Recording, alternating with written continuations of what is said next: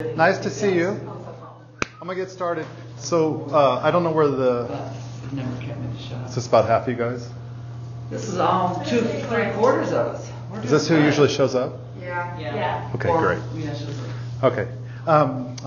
Next door they're doing ASVAB, and there's some really stressed out people in military outfits. So it's a very stern looking gentleman because it's very serious. I am so excited because the Promethean board works. That's huge for me. So let's get our Cornell notes going. Does anyone need paper? What? Did I hear a groan? I have paper. If you need paper, I can give you some paper. Do you have writing utensils? Writing utensils? I guess you could pull up your laptop and type in there. If you don't have a pencil. I don't know. I can give you a writing. No, I have some, but. I have lots of paper. I need a pencil, not paper. Oh, I have It's pink. Does anyone? Okay, I was going to say. It erases good. I usually tell everybody 3 before me, and then okay.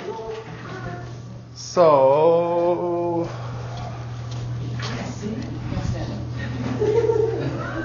I can't. I'm not supposed to work with you guys without giving you some instructional things. So we're going to.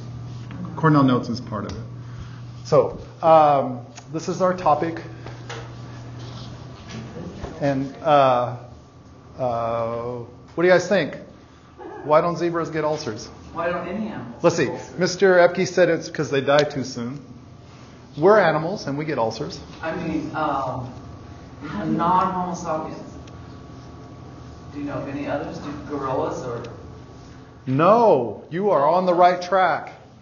You are definitely going the right direction. Any other ideas why zebras don't get ulcers? Maybe they don't get stressed into their DNA. You are awesome. So you're on the right track. Definitely now we're going to start talking about stress. So I am way, way out of my league right now. Okay? Because I am not a neuroscientist, but we're going to talk about it. Because this book, well, actually it was an interview I heard with this guy that wrote this book. It was amazing to me. I think it's very relative to the students that we work with.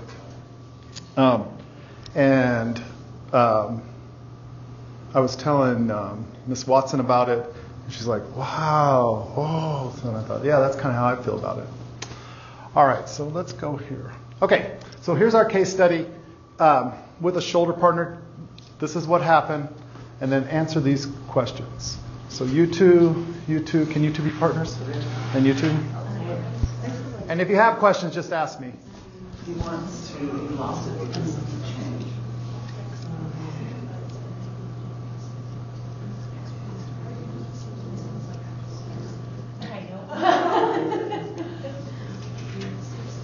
What would I have done if I was the same thing?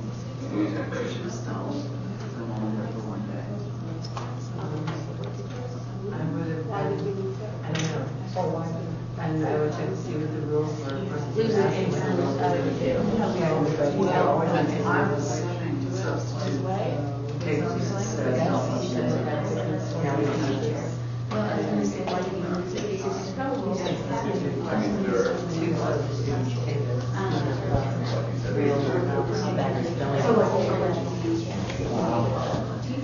Two days in a row. 2 different tests.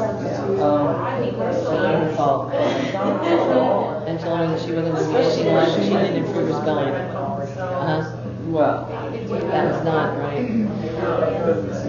Okay, the plan is bad anyway. Yeah. yeah, I was. Right, like. Yeah, that one is.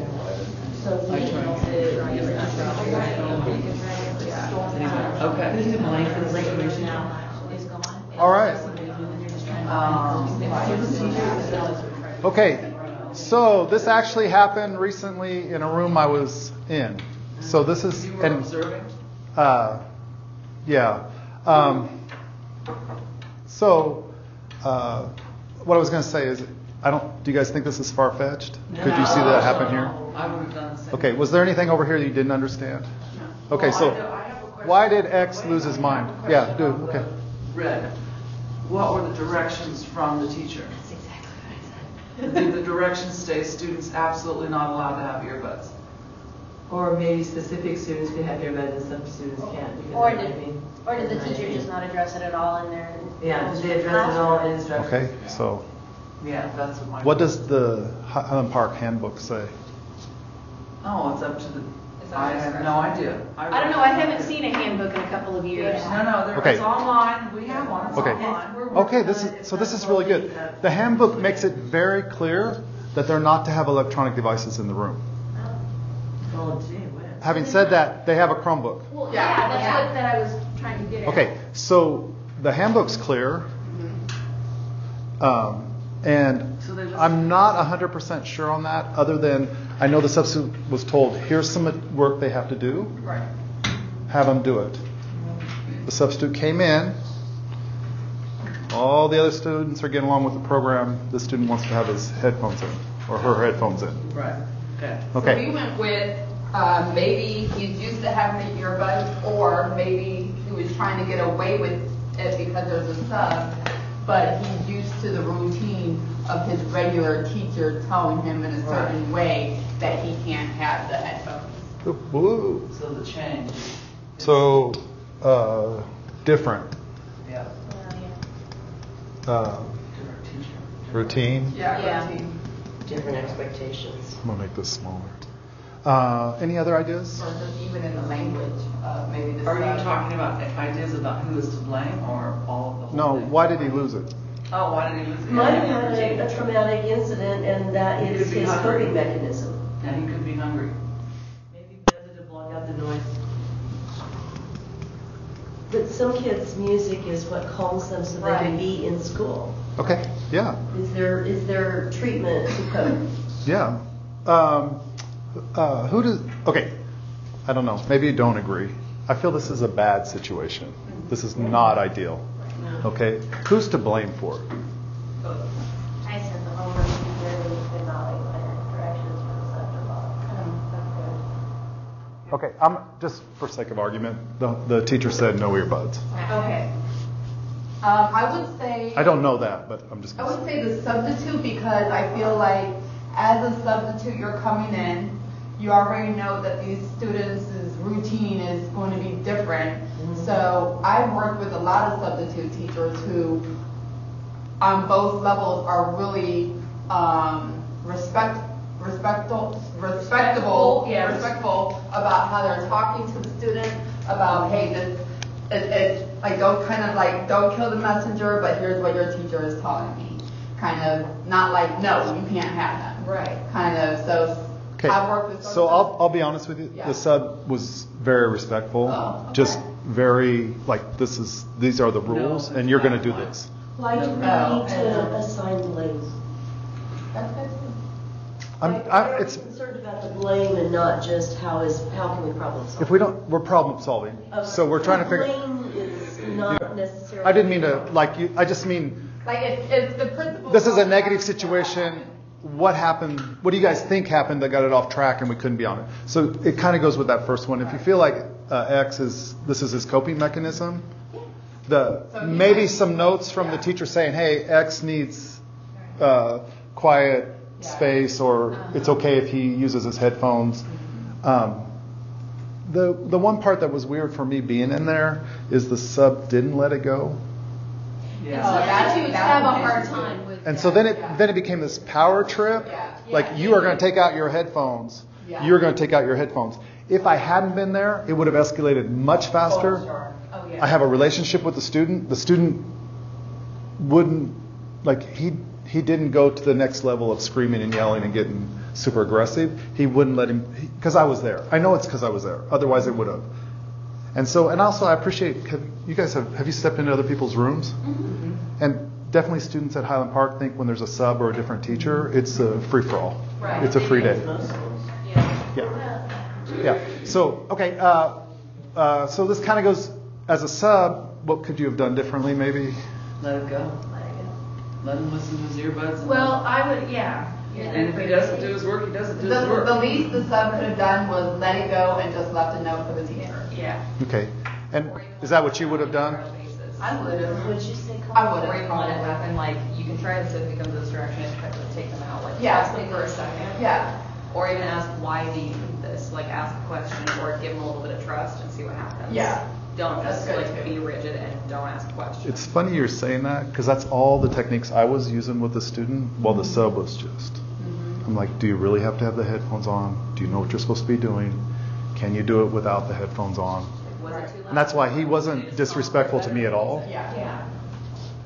But the sub's not letting it go. Because I'm sure the sub's fear is if I let him use his headphones, everybody's going to use their headphones. Right. It's going to turn into a circus. Tipping point. Yeah. So, all right. Did you get everything in your notes you needed? Okay, here comes. Okay, so this is the book.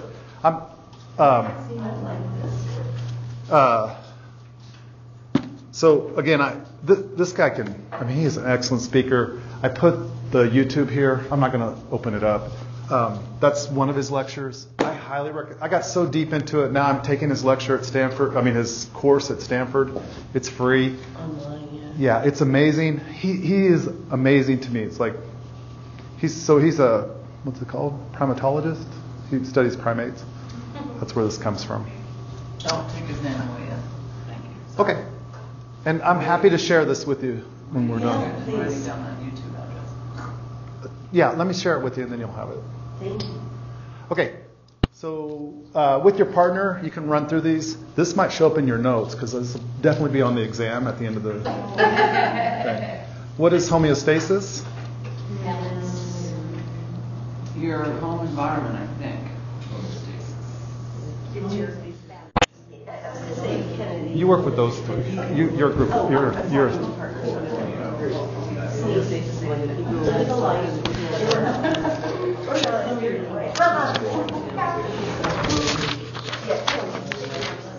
All right.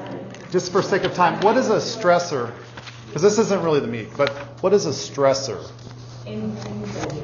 Or another way to think about it is how does a stressor relate to homeostasis? It doesn't change the position. Yeah. It changes everything. If homeostasis is equilibrium, right? Then it's tilted. Okay. And then that is related to allostasis. Does anyone have an idea about that? That's life. I was going to say, That's the big omni of life. That's just, I use Okay. I think you guys can get this one. What is the stress response? my eyes with you With your group. With your group. I'm not thinking it. You would like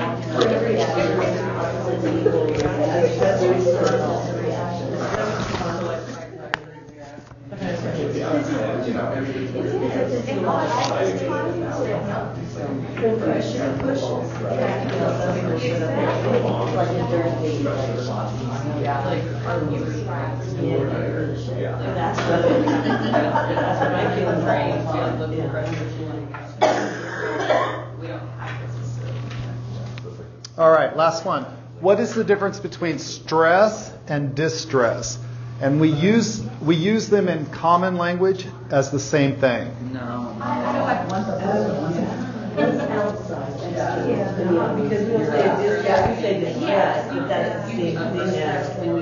So if I said I'm stressed or I'm distressed, what is? Yeah. If distress is I'm having a heart attack, stress is I'm going to break into tears. What's that? Distress signal. Oh, okay. White flags.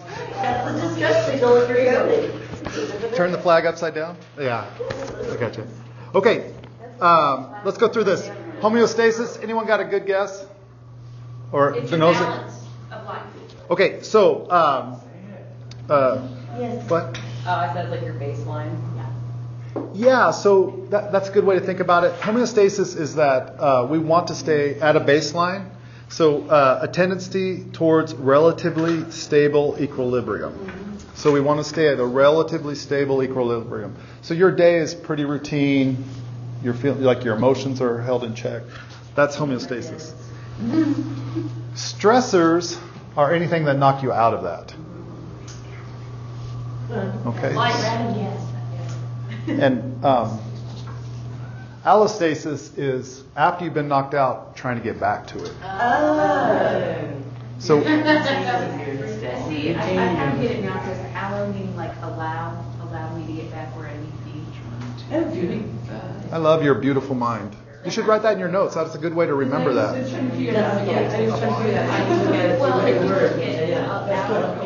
Okay, stress response. Any ideas on that? It's different for everybody. We have a real quick way we usually say it. When a threat comes at us, what can we do? Trigger. What's the reaction? Fight or flight. Yeah, freeze. Yeah, and there's another one, freeze. Fight or flight. So the stress response is usually fight, flight, or freeze. And then what is the difference between stress and distress? Emergency level. So, With distress, your name. I'm sorry, I'm going to go into exercise. If you want to get in better shape, what's something you can do? Workout. What would be a workout? Run. Walk, whatever. Okay, if you haven't run for a long time, what do you start with? Walk. Walking, right? So you'd start out and I would walk 15 minutes. Even And then, deep breath. right? And so that's not going to leave me so sore I can't walk again, Right. right? And then after a week or so, I might move it up to, 30 minutes and then running, and I build up to something. So we need some stress to grow. Distress is when I can't handle it anymore. So we go back to the case study. X got in a place of distress. He couldn't process it. He was so far, the stressors in his life threw him out of homeostasis. He couldn't get to allostasis to get it back. So his only solution was, what's his stress response in that case at the end? Flight.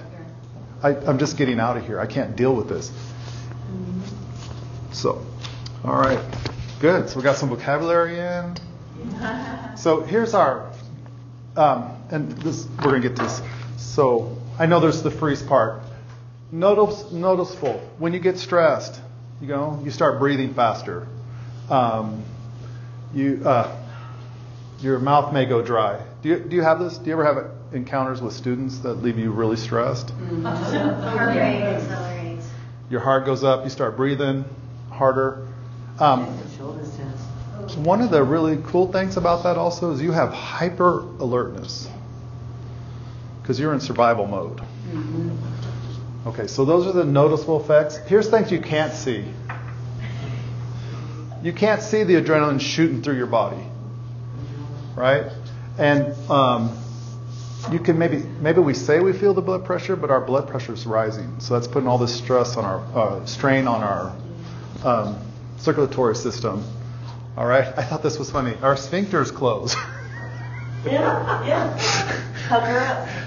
So, and then what we're really going to get into is cortisol. Now, again, I told you I'm way out of my depth here, but we're going to talk about some neuroscience. And That makes sense because my mom says that anytime you get stressed, you start gripping things with your mouth. so here's All another those intentions in the a middle discussion.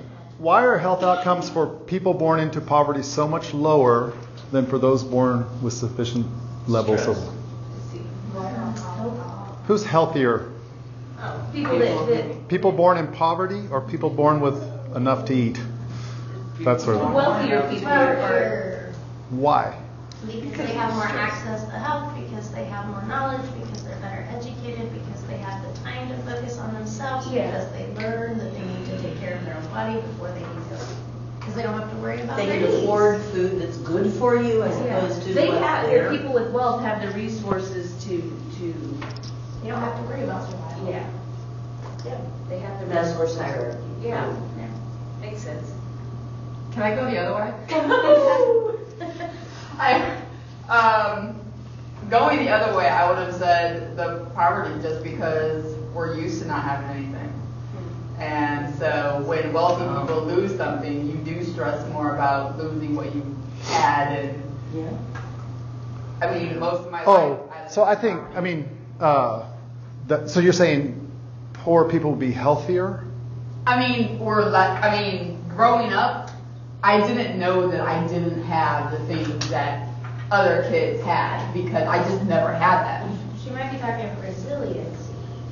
I want to tag team what Ms. Hector said, because when they come out with like the happiness indexes, the global happiness indexes, and all the Norwegian countries are always at the top of those, they compare those to suicide rates, and in fact, suicide rates are actually the same or higher in those countries that have the happiest people. Mm-hmm. And they believe sociologists, or the best health, and the best health, best mental health outcomes, and they found that that's most likely because when people have good lives, you know, good social, good economic, good in medical in every way, and they're still not happy, they wonder, well, it must be me that's wrong. Right, it's internal. There's no excuse. They internalize it in a way that those who don't have those same privileges and benefits, there's always hope of a better tomorrow, of a better life that you can someday acquire. But when you already have that good life and you're still not happy, then you internalize it. That's why they believe. So that hope thing, hold on to that thought. I'm definitely with you. Yeah, I understand. And it kind of depends on whether you're defining health as physical health that too. or I guess that's where I'm going on mental that. and emotional health. Yeah. Okay, so this is going to tie into what we do next. But that idea of stress and distress, who's closer to being distressed? Who's closer to being thrown into distress? People who have Overwhelmed with whatever situation happens to you. If you're in poverty, you are very close to that, right? How close are you to getting thrown out of your house? How close are you not having a meal the next day? And Miss Hector, How close are you getting to... You're used to that, so it's not going to stress me out. Well, You're not sure? Okay. wait, let's go back to homeostasis. If that's all you know, that's your homeostasis. It doesn't throw you out. That's what you know, right? So everybody's homeostasis can be different. Yeah. Sure. Well, Ms. Hector, I don't know who... Like, if I'm poor, but I grow up in Beverly Hills, and everybody's super rich and they're driving fancy, Well, I mean, I live that puts it on me every day. But if you're like me, have money. I didn't know who had money or didn't have money. We all wore the same clothes and did the same stuff, so it just seemed like a normal life to me. So that was homeostasis for that community. Right, just like people that are in some of the most impoverished places, but if they have a very tight nucleus of social connection. See, you guys already have answered all of the stuff. You're already there. Okay, but this is the neuroscience. So this is an article, you can click on it. So this is a book, this is another article from Psychology Today about what chronic distress does to you. Okay, so this is what blew my mind. So you have atrophy of the hippocampus leading to memory loss, learning difficulties regulating emotions. Does that sound like anybody we ever work with? So, when I'm in distress, when I don't have home, like I can't get a baseline, I don't know what's going to happen to me every day. Right? If I knew what was going to happen to me every day, that'd be different. But when I have no control over it either, I have no hope that it's going to get better, right? I mean, I don't know the terrible situation some of our students are in. Like that student X, I don't know what he faced or was facing that day. Maybe someone was threatening him that day. Maybe on Facebook they were doing, he was being bullied. I don't know. But if there's no hope, no chance of getting on to something else, then I can get thrown into this. And then this learning difficulties is true. So there's a disconnection of neural networks, inhibition of the birth of new neurons, and endangerment of existing neurons in the hippocampus. Their neurons in the hippocampus aren't... very well.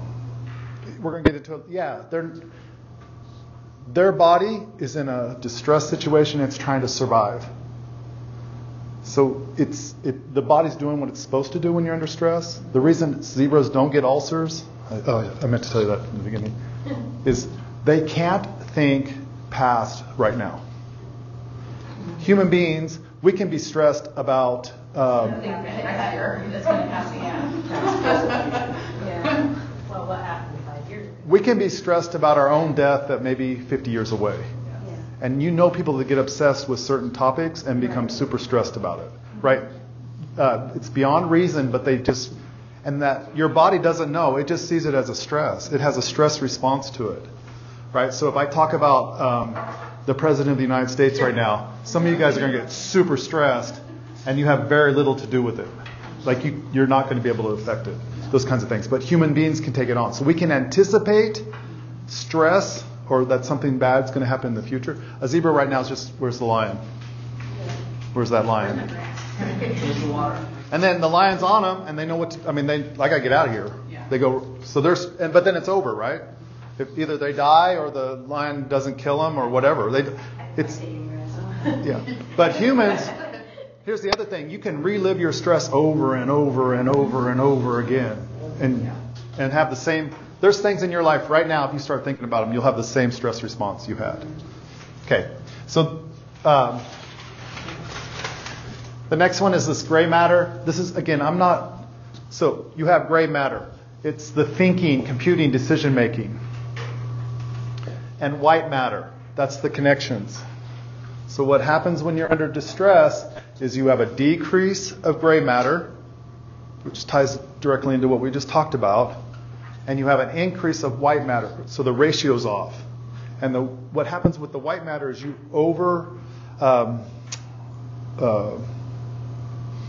think of your neurons, the white matter becoming thick. And so signals don't get passed the same way. They're slowed down, and you can't send as many signals. Because your body's, again, protecting itself to survive. You have increased anxiety. This amygdala expansion, which is the fear. So if you're under distress a lot, you have you're hypersensitive to every threat. You are on guard, right? So that gets overdeveloped. So people under distress are very, very sensitive to anything that threatens them because they're, again, in survival mode.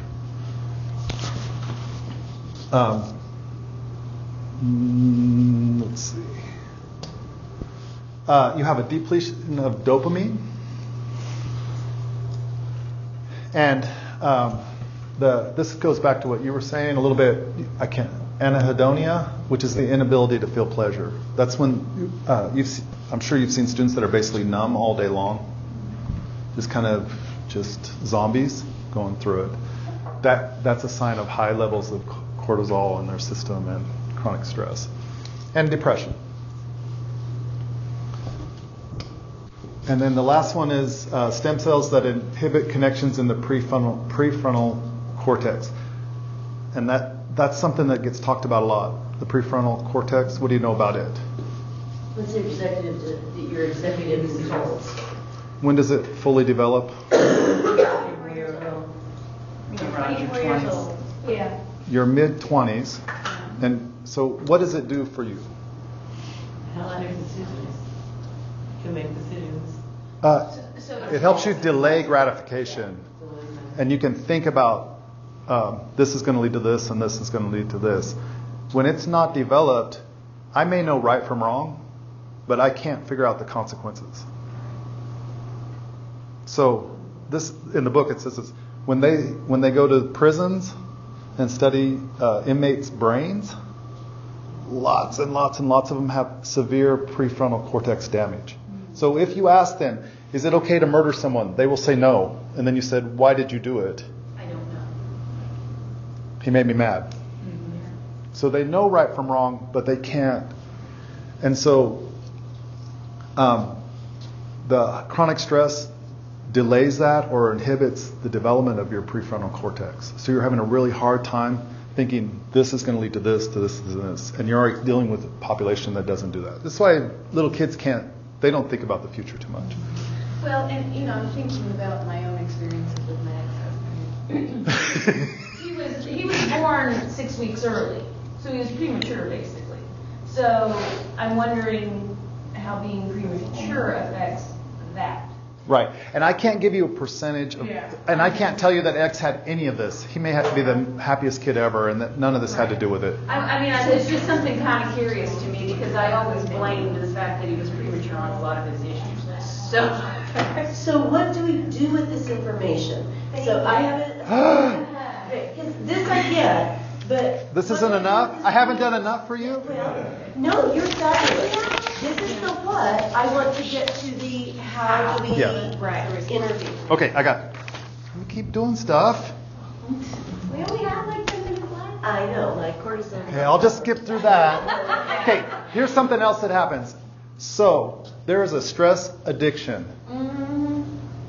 I believe that. Yeah, I do too. Sure, drama queens. Love it. Love it, love it, love it. Trigger more and more and more. So, we talked about long-term distress, decreasing dopamine. But in the moment, you have a huge rush of dopamine.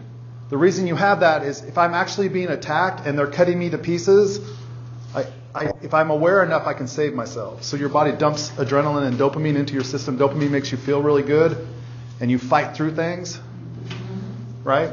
You keep playing, I don't know, football after your arm's broken, those kinds of things in the moment. And it feels good. Dopamine, it's dope, it's a drug. So we have students here that like very intense, stressful situations, right?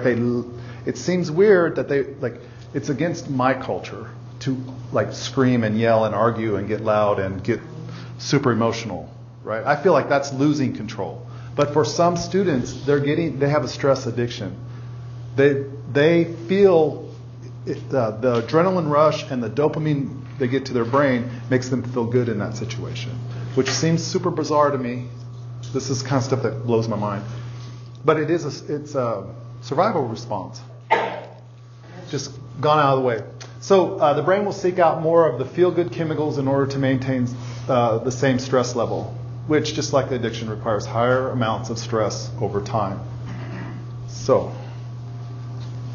I was thinking in my room, because they're like X's attitude, like him explode, like him just losing it and packing his stuff up and leaving. I didn't understand what was going on with that. But now I think, well, maybe he kind of liked that, because he got all that emotion out. He got a little hit. That's what he's used to. So he needs higher and higher levels. That sort of thing. Okay. Does it change anything you think about this? What might have happened? And we've kind of been through it, but. Well, that's where whoever was talking about the respectable substitutes, the ones who, that didn't come out right, but the ones who are flexible because they respect this, not this, but everything you just told us. If we can remember all of this, then we would say, okay. And one of the best things that principal, somebody told me once was, is it halt? Ask them, are you hungry? Hungry, angry, lonely, tired.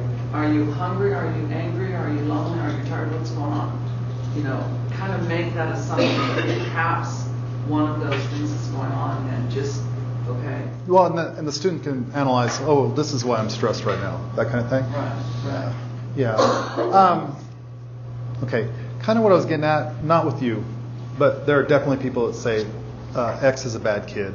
Yeah. He's just a bad kid. Right? He's lazy, he's stupid, he's a terrible student, and that's why he did this, and all this other stuff. And all I'm trying to say is there may be some biological reasons why this is going on. And if you know that, then you can handle things in a different way. When they blow up at you, instead of taking it personally, maybe think, which I always did with teenagers, just assume they're brain damage. Starting with my own kids, definitely talking to them, they were brain damaged, and I just treated them like they were. Okay, what can we do at HPHS? All right, so you guys are better at this than me. We need outlets for frustration. I feel like the Baser room is kind of in that vein, but even in your own room, do you have a place when people get frustrated? I like the halt thing. I think that's halt. Is that what Hungry. Angry, lonely, tired. I have, I think, built a pretty good relationship with my students, in that if you are needing to go somewhere or talk to somebody, tell me. There's a space in your room to do that, or outside your room? Yeah, they'll say, can I talk to you real quick? And I'm like, okay. And I'll be like, let's move out here, or move away from the group. And they'll say, I need to go see the counselor, or I need to. Yeah, this is going on in my life. I can't do school right now. So that's part of it, but I made that very clear at the very, very beginning of the school year that all you have to do is just talk to me and tell me you're frustrated, or you're frustrated with me and you just need to get out or whatever. And I respect that. interested that if they tell me that they need to get out, then I try to make sure that they have an outlet. Okay, so going back, so for me, you know that kid and you have a relationship with that kid and you can trust that kid's not taking advantage of you, right? But as a new teacher, I don't know how the new teachers feel about this, but do you ever feel like kids would take advantage of you and just try to get out of the room? I see that happening. So I can understand why a teacher would say I don't. But the next one is the sense of predictability and of control. If they know how your classroom's going to go, and for instance with X, maybe he's used to wearing his earbuds. Somebody said that. You've just taken that out of, like you've just thrown him out of homeostasis. You've changed, and he can't recover. It's all this other stuff. Not only is there stuff, now you're making me get rid of my headphones? Yeah. Hope and sense that life is improving. That's what you were talking about, Denmark or the Scandinavian countries where they have this. You get in this, some kids get into this thing, it's not going to get better. I'm not going to do better in school. I'm not going to be better socially. And then social support. So the teacher's instinct to pull kids away from everybody else, maybe somebody else in the room could have helped. Did X have an ally in the room that could have come over and helped him with the homework or talked to him? But again, that requires flexibility on the sub's part to allow another student to get up, walk over there, and handle that situation, which the sub would feel it would recognize as a loss of control, which has escalated the whole. Also, I'm gonna go. So this is back, because I love cooperative learning. I do. Yeah. So if we had built up some of that team building, class building stuff going on, so we have, and maybe students would be more likely. On the other hand, I can also see if X is always doing this kind of stuff, he's a pariah, or she's a pariah. We want to stay away from because they're just unstable. But yeah, so that's what I got for you. I'd like to see your notes. Oh, I'm sorry. Wait, I'm a bad teacher. You're supposed to write a summary at the bottom. That's your exit slip. My notes aren't a summary? Have you done Cornell notes? It is the only way you can do notes. This is an Avid school. We are rigid.